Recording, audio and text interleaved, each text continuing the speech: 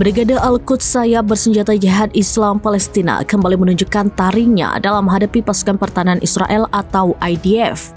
Setelah sukses menargetkan seorang penembak jitu IDF di kota Gaza pada akhir Juni, kini giliran seorang tentara Israel yang terpergok muncul dari dalam tank, menjadi korban berondongan peluru Al-Quds di pusat kota Khan Yunis, jalur Gaza Selatan.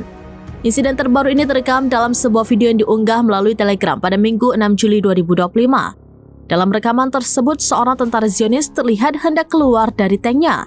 Tanpa membuang waktu, pejuang Al-Quds yang sigap melihat momen tersebut langsung meluncurkan tembakan berulang kali, menghujani target hingga tewas.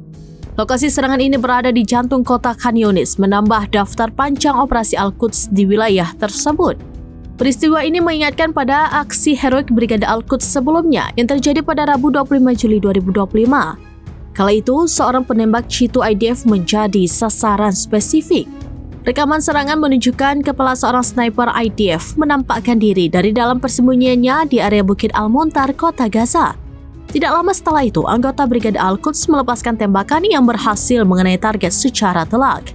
Kedua insiden ini menyoroti efektivitas dan keberanian para pejuang Al-Quds dalam melancarkan serangan presisi terhadap pasukan Israel di jalur Gaza.